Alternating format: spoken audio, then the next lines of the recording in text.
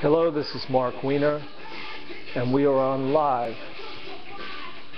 Resolve 40 live listings. In this case, we're in the studio of Iona Roselle Brown, currently with work shown at the Bad Museum. Iona is in the middle of preparing some panels for her next work. This is Iona. How's it? It's going good.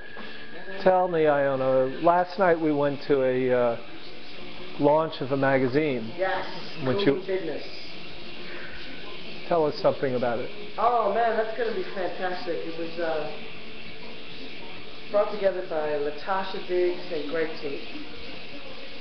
And there's all kinds of interviews and features. And, it's going to be fantastic. They haven't dropped it yet. A couple of proofs came through last night from FedEx while we were performing, but Negation Mutu is in it. Javier Simmons, Paloma McGregor, Michael Gonzalez, I believe, has a piece in there. So yeah, it's going to be pretty amazing. Now tell me about the piece that you did. I did the music for Paloma McGregor, who's a dancer, performance artist. She has been with the Urban Bushwomen. Angela's Pulse is another one of her projects. And initially I was going to DJ, but I was having some equipment issues, so I created a music piece for her. And we had never met until the night before the performance, actually. So we were just communicating through email, and she had been traveling to Senegal and to her home in St. Croix, and I know she had done some work with New Orleans.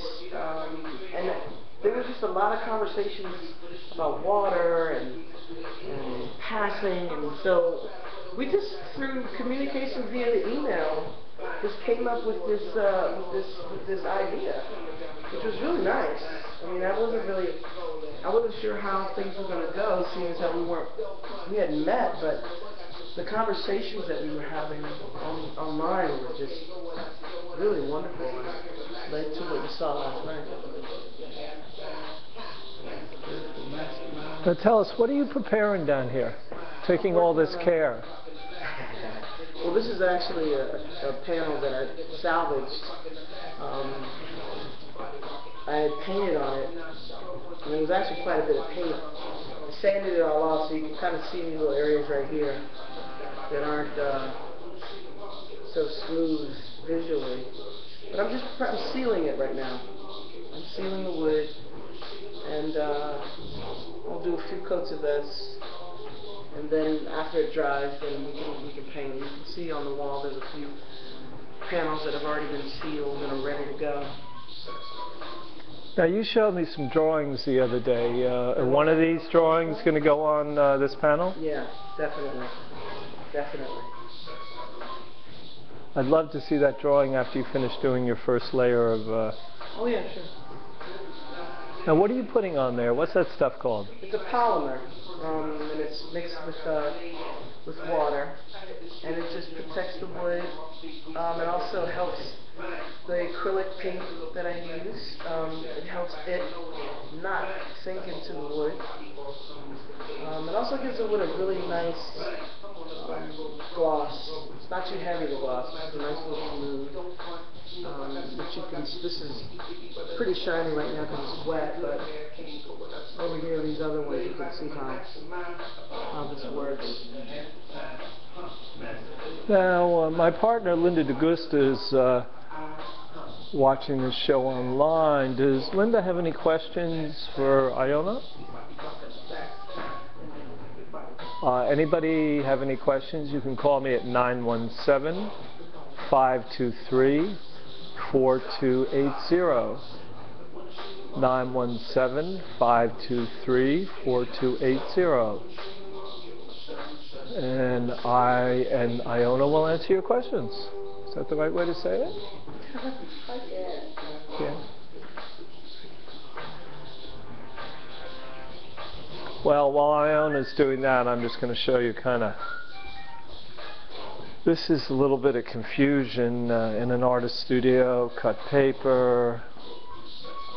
Let's see, what else do we have here? Some paintbrushes. Little marks on the wall. I'm sure you'd find some of these ideas in some of Iona's paintings.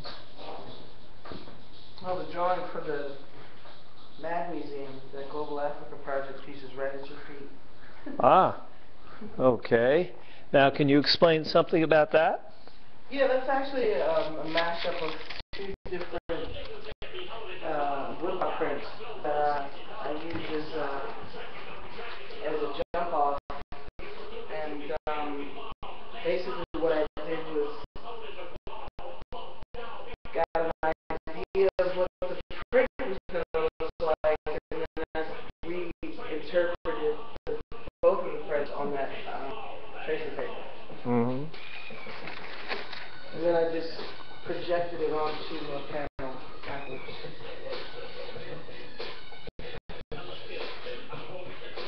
Wasn't there a photograph of your work in the New York Times when they showed MAD Museum? Was it the Times? It was on the, it was a slideshow. Right. Here's one of the sketches you were talking about. Can you tell me anything about that sketch? Not too much. I mean, most of these are new, and I did them on Photoshop. So I got the general idea of what I wanted to keep from the print and what I didn't want to keep.